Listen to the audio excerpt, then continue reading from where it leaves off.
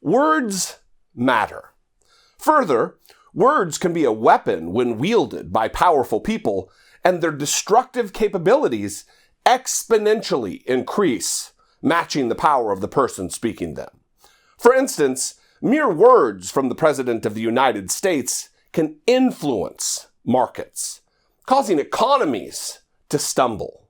Mere words can start or end wars, either sparing or ending the lives of countless human beings, both combatants and non-combatants. So words matter when the President of the United States, the most powerful country on the earth, and the world's longest-standing democracy declares that the constitutionally protected free press are the enemy of the people. First, that's a hell of a charge to level against the only private profession which is enshrined in our founding documents with protection against interference from the often zealous overreach of the government and those in it.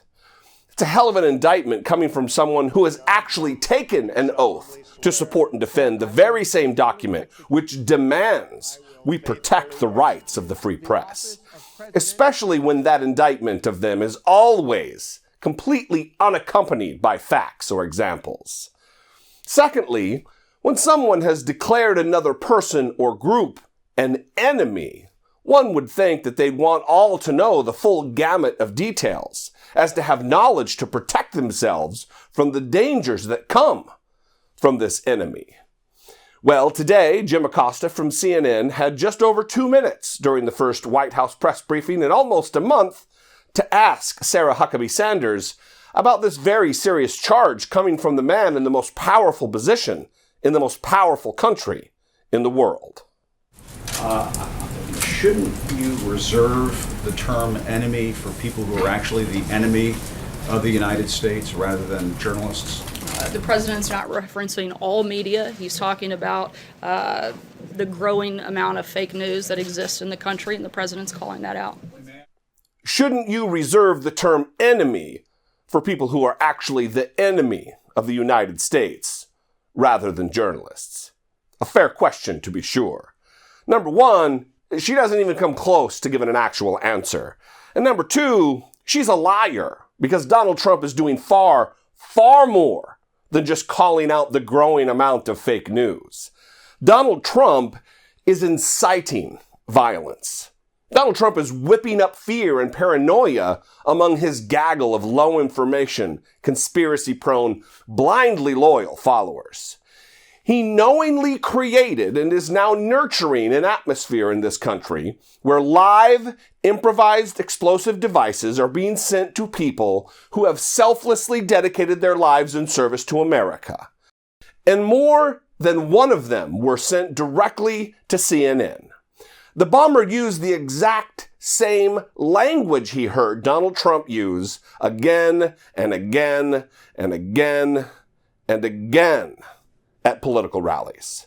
This isn't some coincidence. Ugh. Well, after her non-answer, Acosta actually got a follow-up. May I ask a follow-up, please? Since you mentioned that, the president said this morning the fake news media, the true enemy of the people, must stop the open and obvious hostility and report the news accurately and fairly. Could you state for the record which outlets that you and the president regard as the enemy of the people? I'm not going to walk through a list, but I think those individuals probably know who they are. Would that include my outlet, which received I don't think it's necessarily specific to a general, broad generalization of a full outlet. At times, I think there's individuals that the president would be referencing. Jordan. Another solid question, to which I would still love an answer. If they are the enemy of the people, doesn't Donald Trump and Sarah Huckabee Sanders have an obligation to the American people to actually name the enemy? If there were members of ISIS or some other actual threat to the nation in the form of an enemy dispersed intermittently throughout the press corps, wouldn't we demand to know exactly who they were? Wouldn't a responsible and decent leader name names? At least so the rest of us could gird ourselves against the onslaught of their vicious attacks. Yeah, you'd think so. But that's where the facts begin to grip and this whole stupid narrative, created by stupid people, for stupid people, falls apart. Mr. Acosta and the huckster finish with this little back and forth.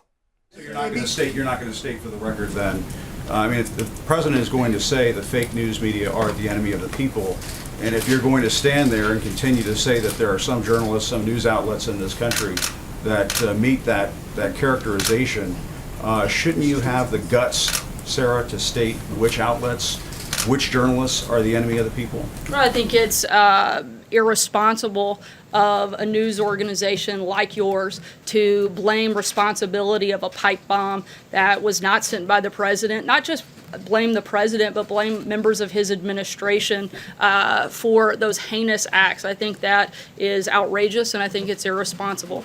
Jordan, go ahead. Sarah, we didn't say that. Jim, I've given you 3 questions. Jordan, go ahead. Thanks, Sarah. First, and again, she didn't answer the question. Very simple question. And she didn't answer because there is no enemy. And second, CNN did not once, never, place blame on Donald Trump for these bombs. And I know this because I've been very bothered that they haven't done so. Because I have been directly laying blame at the feet of Donald Trump. Because again, going back to my opening line, words matter. Words matter when the President of the United States, the most powerful country on the earth, and the world's longest-standing democracy, declares the constitutionally protected free press the enemy of the people. Hey everybody, thank you so much for checking out my channel and this video. If you like what I do here and you appreciate it, go ahead and click subscribe. And if you really like it and appreciate what I do and you'd like to join my Patreon family, there's another link there for that. It's not just for the podcast. It's also for YouTube. Thanks a lot.